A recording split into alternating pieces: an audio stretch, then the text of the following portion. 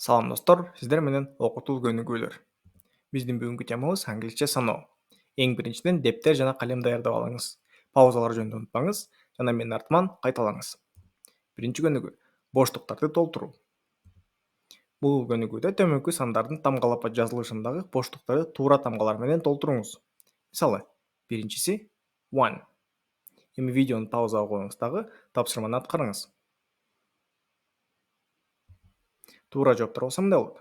Экинчиси two, three, four, 5, 6, 17, 18, 19, 20.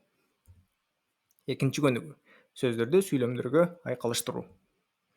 Бул көнүгүүдө сандарды оң жактагы варианттар менен дал келтириңиздер. Бирөөсү ашыкча. Эми видеону паузага коюңуз дагы тапшырманы аткарыңыз. Туура жооптор болсо мындай болот.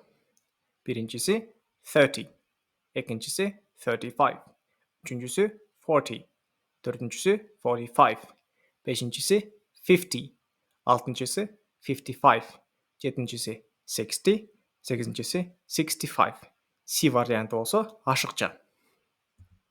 Кийинки көнүгүү сүйлөмдөрдү толуктоо, жазуу түрүндө. Сүйлөмдөрдү туура которуп толуктаңыздар. Болсо биринчи бөлүк. Эми видеону паузага коюңуз дагы боштуктарга туура сөздөрдү жазыңыз. Туура жооптор болсо мындай болот. I am a first year student. You are a third child. She is second. We finished 61st school. Экинчи бөлүк. Видеону паузага коюңуз дагы кайрадан боштуктарга туура сөздөрдү коюңуз.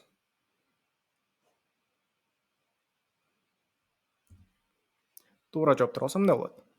Second book, 17th page. We are 6. I am the 4th. 10th car. 42nd house. 10th microdistrict. 6th house. Ушуну менен сабак өсүп бүттү. Кийинки көнүгүүлөрдө көрүшкөнчө.